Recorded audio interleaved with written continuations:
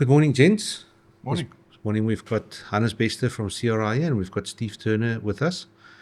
And we're going to be discussing quite an interesting topic that is what I think is one of those, it gets talked about behind closed doors and not enough in public. So It's the most important topic because everybody talks about sustainability, but if you are not economically sustainable, you cannot be sustainable in any of the other sustainability fields. Very true. So Yeah. economic sustainability, the floor is yours.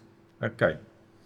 Yeah, thank you. I think I asked Steve to join me in this conversation. He's got a lot of experience, and also I think you've got a message to bring across to the growers based on that very good presentation from Dr. Candace Klute. There's some warning signs coming up for this year and the years to follow, and how are we going to address that as an industry, and especially from a grower's point of view. The decisions that they have to make as a grower. The competition is getting more fierce as the volumes are growing, and what type of decisions do they have to make in the environment that we are living in? Increasing volumes, the currency, and I think Steve can make a few good points on the rand and the currency.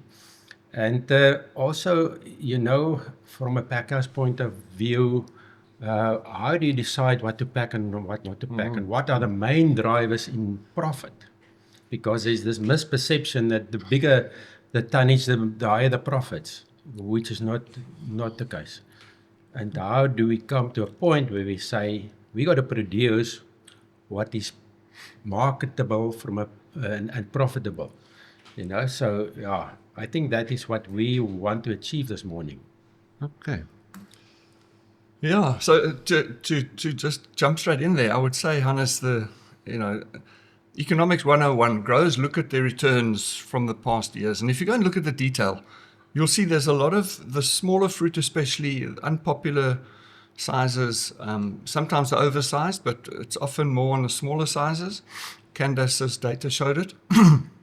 That is taking away from your profit. Your popular sizes make the profit, and then your unpopular sizes and grades, especially in a tougher year, take away from the bit of profit that there is. So I think with the rand going to 16 to the dollar, it is now becoming a very tough, kind of environment where last year you might have maybe just made some money on some of those unpopular sizes. I think now one must really evaluate it and look. For a good example is Clementine's Class 2. It's generally a total dead loss.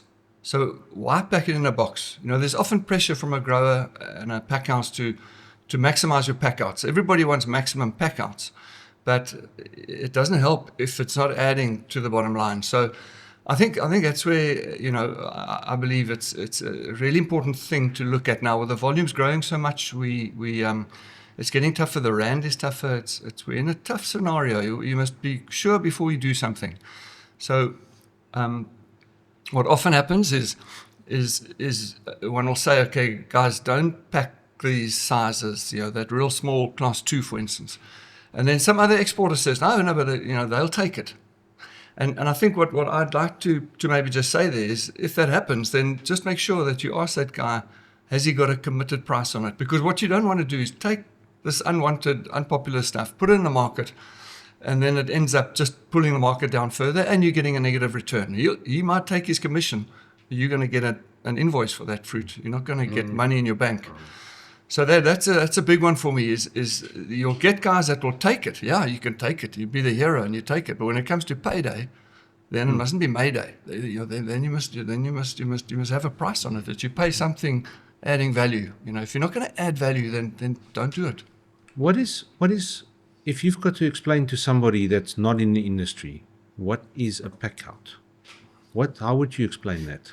So if you've got a bin of fruit, if you've got 100 kilograms and you tip it across your line and you take out your Cosmetic upgrade. stuff. Yeah, it could be the odd decay. If the fruit especially has been degreened and taken a while before packing it.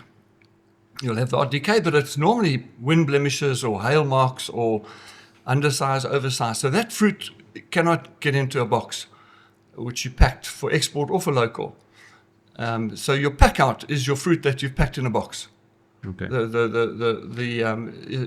So if you've So local plus export fruit packed in a box. Yeah, so that's irrespective if it's class 1 or class 2 Yeah. or In short, it is the fruit that complies with the minimum export criteria and also the requirements from the market. Yeah. It has to comply with market requirements. yeah. So in the end, somebody could say, yes, I had a 90% pack out on my fruit, but from the 90%, 80% could have been class 2 Exactly. or smaller or whatever the story is. Yeah. But it went into a box. So it's all about the sweet spot, the prime sizes. The big money is in normally the middle sizes of class 1. So if you've got nets and your fruit's nice and clean and you've got the right sizes, everybody wants those and they pay generally good money for that. The difficulty comes in with the with the less popular. In some years there's a shortage of small fruit, then you get good money now and again for small fruit. But in general, your outside stuff is your unpopular size, and you battle to sell that, and that's where it's important to have a kind of a price commitment on that stuff before you pack it in a box. Otherwise, it's better for the grower. And the grower's got to make money, guys. If the grower doesn't make money, we're finished. Pack houses, it's not going to work. Exporters is gone. The shipping lines, the carton, everybody's finished. So the grower's got to make money, come hell or high water. Yeah. And that's a decision. Do you smose it to the fructosmose for R1 a kilo, the juice factory locally? And that's often a good deal. Take the R1 a kilo or R2 a kilo for that fruit, then put it in a box and hope for the best. That's what we don't want. Gamble, you're really gambling. You put stuff like that in a box and ship it to a Dutch trader or to any market and hope for the best. So you guys get around to a lot of people and from what I understand, you visit a lot of growers to advise them on these things. What do they say to you when you walk into a pack house and you say to them, listen guys, don't even put this small fruit or class 2 fruit in a box? What do they say to you? Look, that's a decision and a discussion that you have. The sooner the better with a grower. And we like to try and communicate the reality with the growers way before the season starts. Like now, we've started having grower meetings, feedback, and we say to the growers, this is a situation. We're basically now, with the 16 Rand to the dollar, we more or less 25 Rand a carton on higher value stuff, 30 Rand a carton, lower than last year. Like for like, if we've got the same price in the market, same everything, we 25 to 30 bucks down on last year on a 15 kg. Yeah, that's reality. If you pack 1 million boxes, that's a lot of money. So just talk cock per carton. So I mean, basically, if those marginal sizes, just brought in something last year, they're not going to bring in something this year. So the sooner you can tell the grower, guy, this is the reality. And maybe some people don't really know and understand what's going on in the market. There are people, unfortunately, like that take fruit and they take it from a grower on consignment and hope for the best. And then they'll often take their commission, the export will take his commission, pay out a terrible negative price to the grower. But that's got to stop. In Spain, they're often, quite a lot of the time, the market's tough. They leave the fruit on the tree. They don't even pick the fruit. So that's unheard of in South Africa. We pick the whole crop, we deliver it to the pack house, we try to pack everything. And sorry, a bit of a long story around, but the point is, the sooner the grower understands what the market wants and what is unwanted and going to bring you a loss, the better. Because then, right now, I mean, ideally in January, but even Feb, you can go in and you can do some thinning. Take off all that undersized fruit. It's a no-brainer. The undersized fruit is just draining the tree and it's messing up next year's crop. So you go and you take off the undersized fruit and that unpopular small size, the bad blemishes, the class 3, the class 2 on some cultivars. A lot of soft citrus cultivars now, class 2 is a dead loss. So you take that off the tree and that's your first loss, best loss.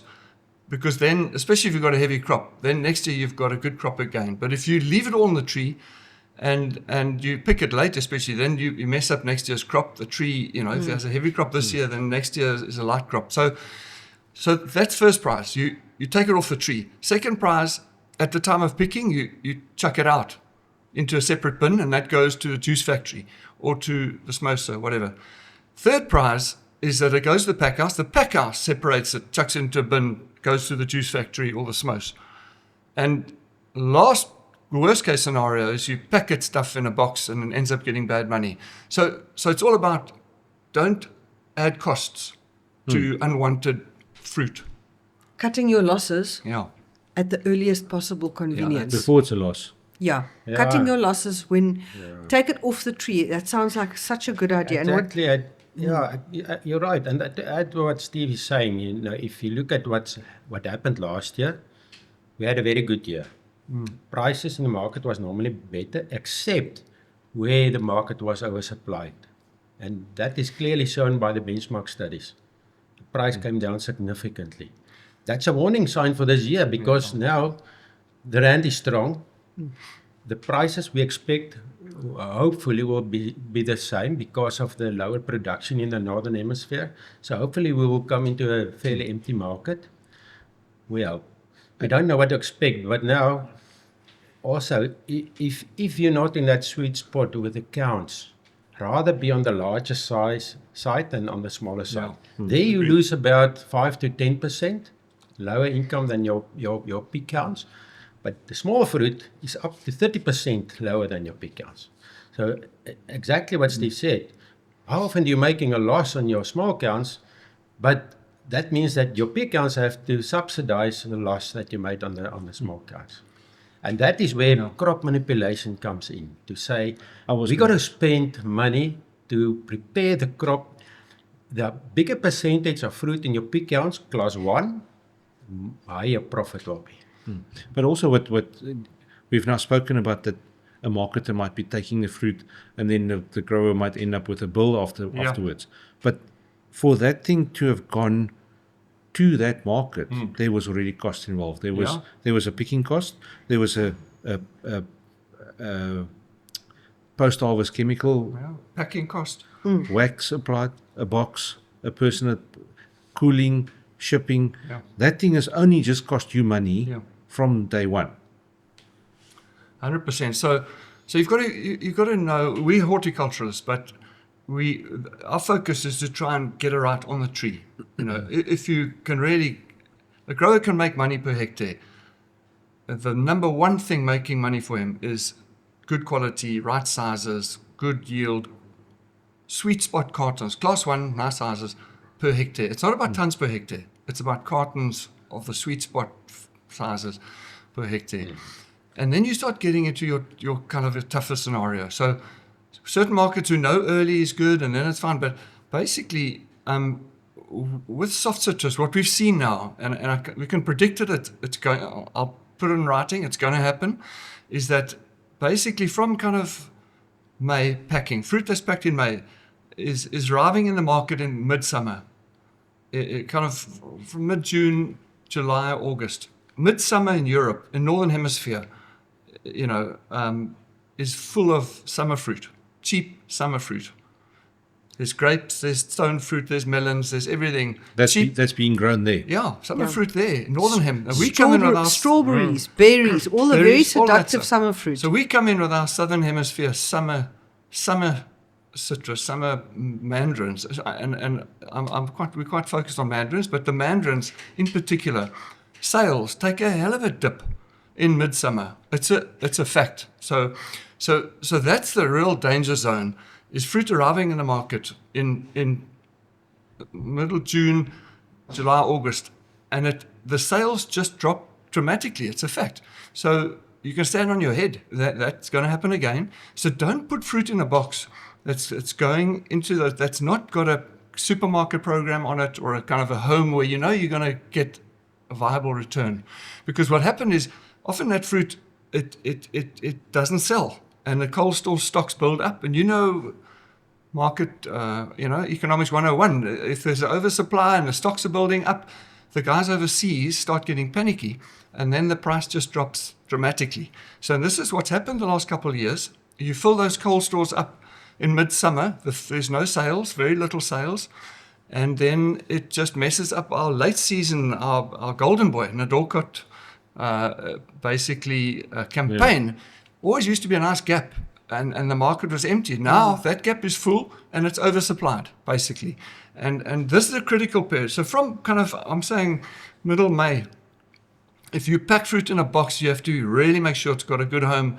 And that's the danger zone. We saw prices in Europe and the wholesale markets completely collapsing the last couple of years for that. And it just messes up the whole Nadorkot campaign. So It's also the summer holiday. Yeah. well, that's Yeah, exactly. The it's kids in are August, the yeah. kids are away, and a lot of the Mandarin sales are in kids' lunchboxes for school. Yeah. So if the schools are out, these guys are eating hamburgers and rubbish, chips and stuff, and they're not eating mandarins. They're idiots.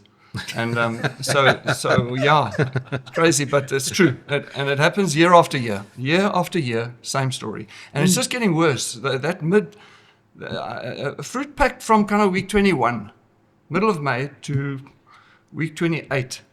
That's the big danger zone.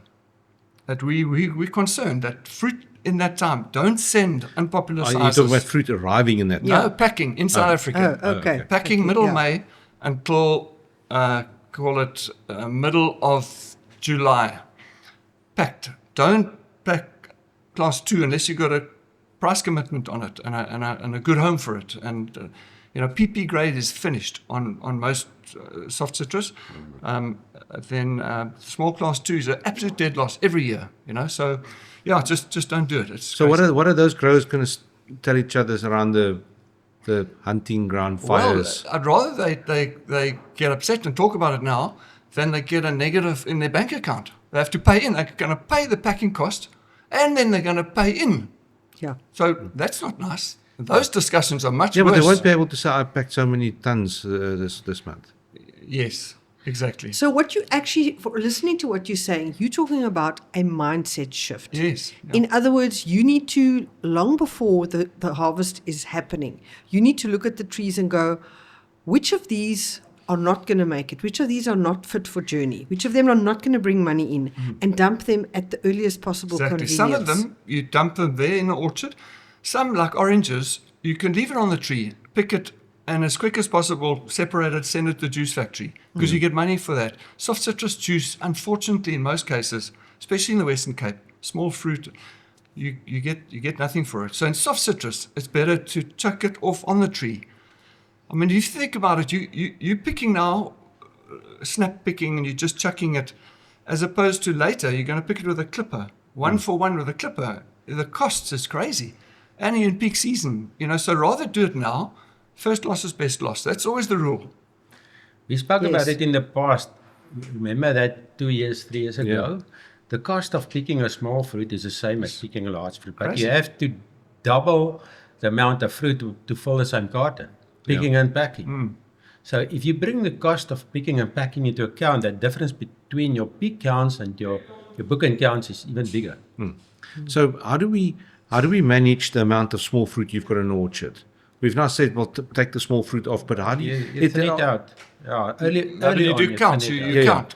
But apart from thinning, can you prune it differently? Yeah. Yeah, Can you apply a chemical that thins out the whole thing? the can. small fruit.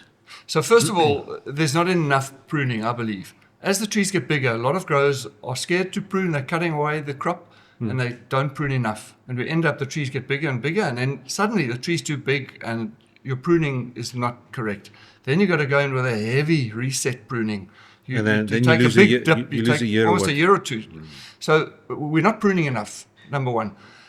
We need to get the right crop load on the tree, and it's not that easy. The weather is the biggest determinant, but there is stuff you can do. Pruning is a big part of that. The first pruning after winter, and then the summer pruning after fruit set is becoming more and more on the late mandarins. That is almost your bigger prune now, especially where you've got a heavy crop on the trees.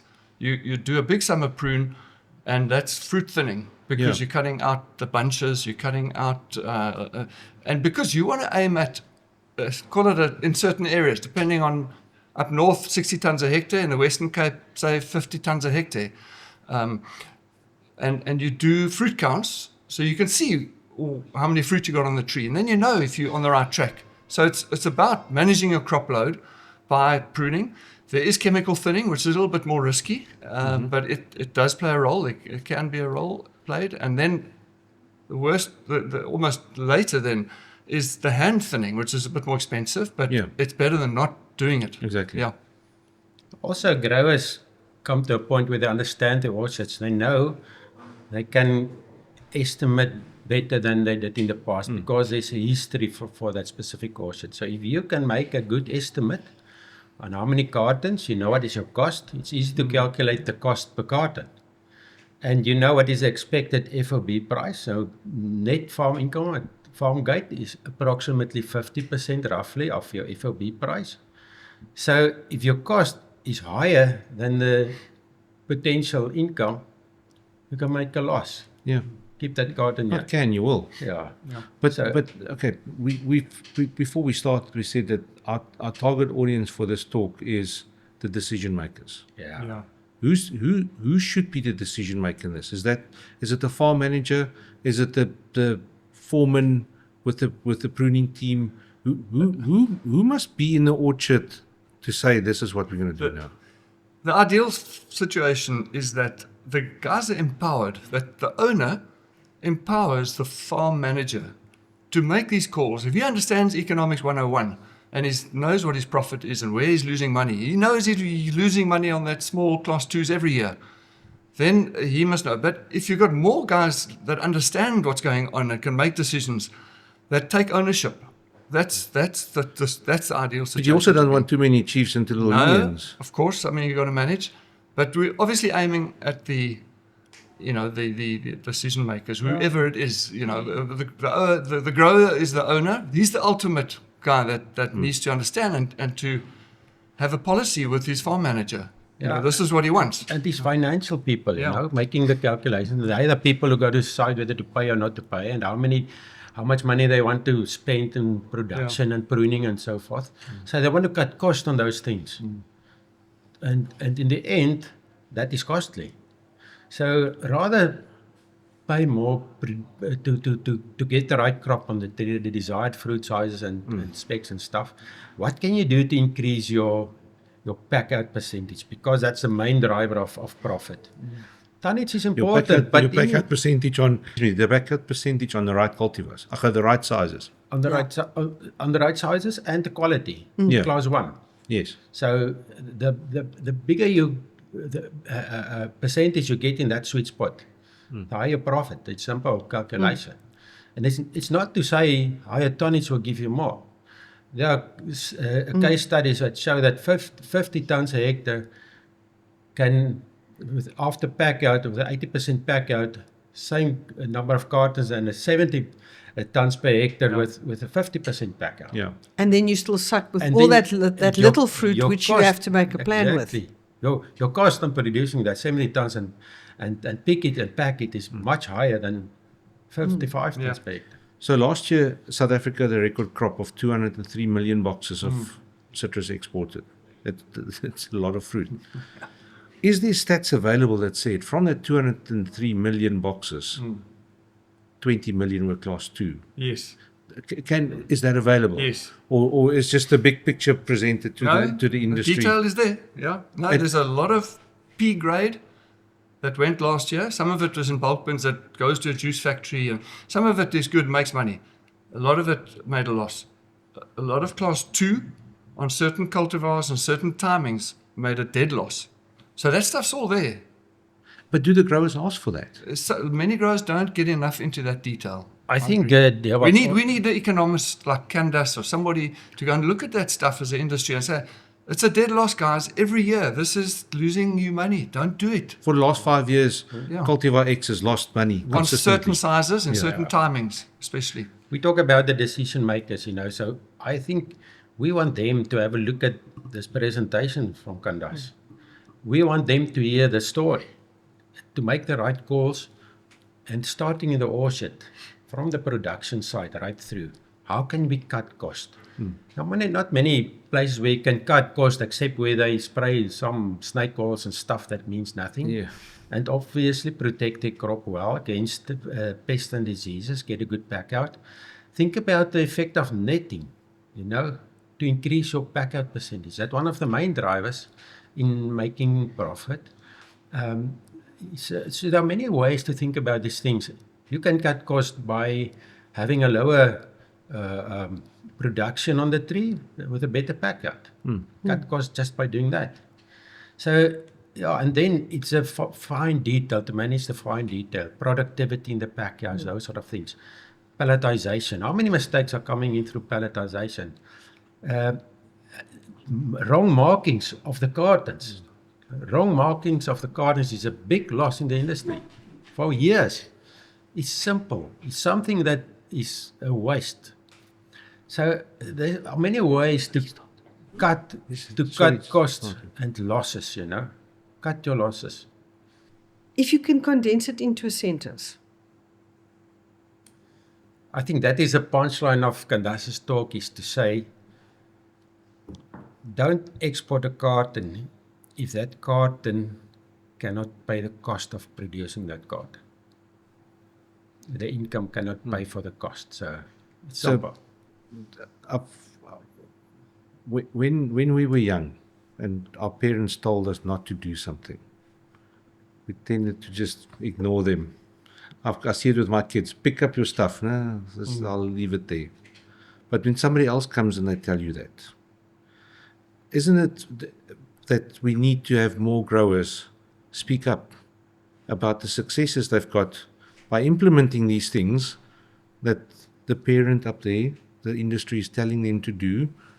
I often feel that growers want to keep their cards close to the chest because they don't want to share with the neighbor.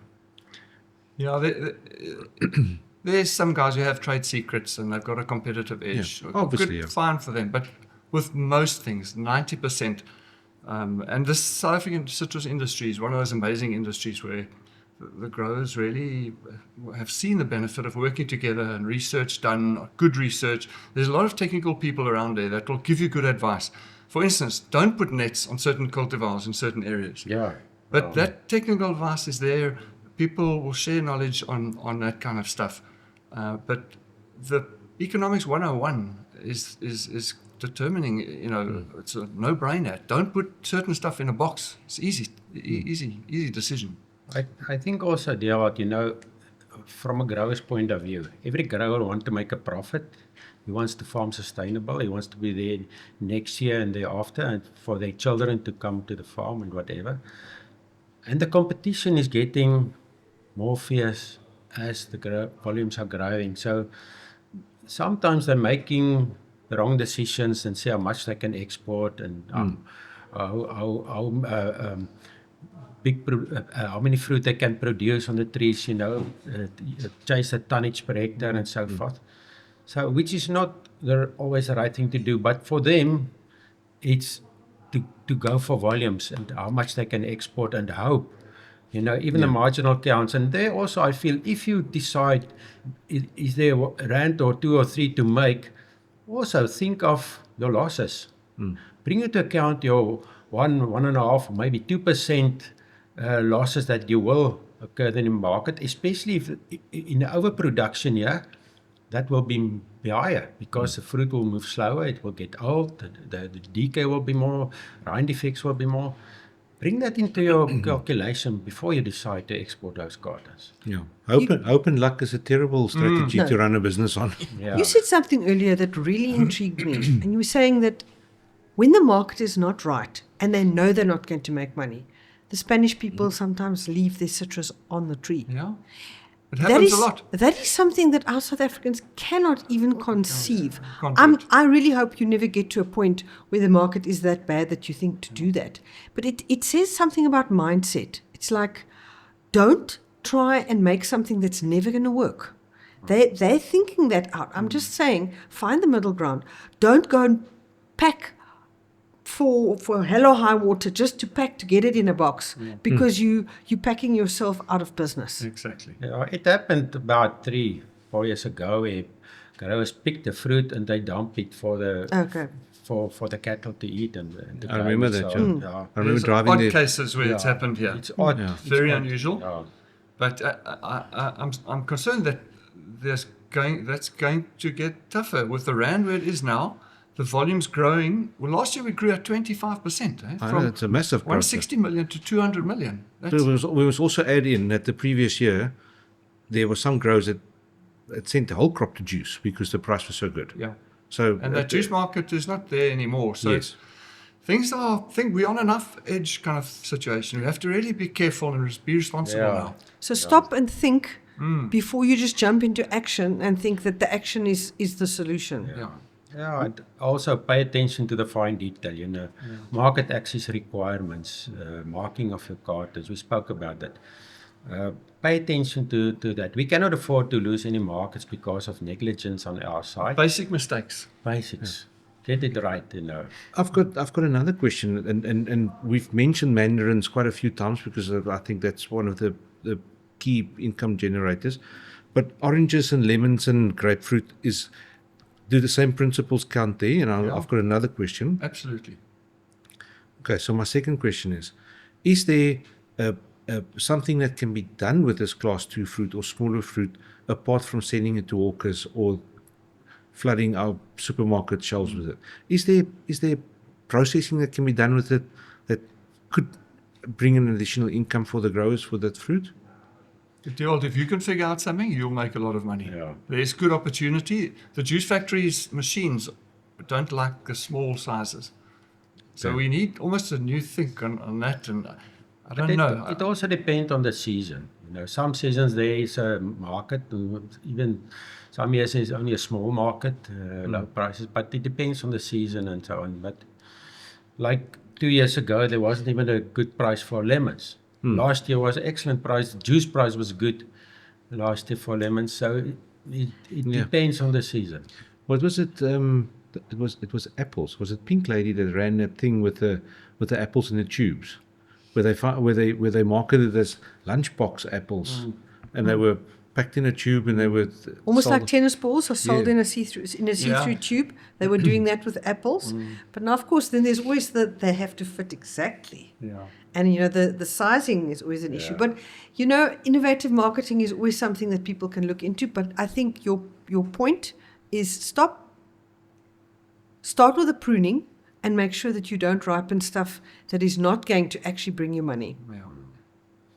Yeah, and I would like to encourage everybody to go back to the link. It will be sent out and go and have a look at this presentation from Canvas. There are so many things to think about, and pay attention to what the figures are showing.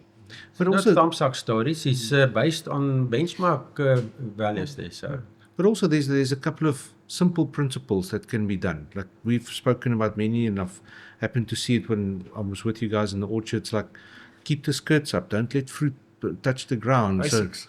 So it's basic things, but people are not doing it. But again, come back to ton per hectare, production per hectare. If the incentive for an orchard manager is ton per hectare, he's not going to remove that fruit. Absolutely. That's the There's problem. an incentive for him to pick that fruit. It should be cartons in the sweet spot per hectare. Exactly. With quality, good quality. All cartons arrived with no claims. That's part of it. Yeah, but the pack house plays a big role there. But Yes. your It's a quality team starts in the effort. orchard. It's a team effort, yeah. Yeah. At least if you can give the pack house a good quality fruit, you have no control as an orchard manager, but then it's for the pack house, and it makes the life of the pack house people easier. Yeah. They should swap the roles around. The pack house people should come pick, and the pickers should go pack. Some guys do that. It would be interesting to see Yeah. that. Yeah. Okay. I think we've discussed a lot of stuff, and what I've got to say from Louise and I, it's thanks for involving us with these things, because we get to learn a hell of a lot. And from our side, we want to say thank you to messages like this and doing what you're doing. I know it's a very tough fight and a tough industry to get all the information out there, but what you're doing is noticed. And But it's lekker, man. It's and lekker. thanks for Good. that. It is very lekker. It is an incredible industry to work It's in. also easy to sit here and say what should be done. Yeah. It's Yeah. a different story to do it. So every sure. year's got its We must also curveballs. admit that, For so, sure. Yeah. Thank you. Thank you, gents. Pleasure. Thank you, Louise. Dewald. Thank you. Thanks, Steve. Pleasure.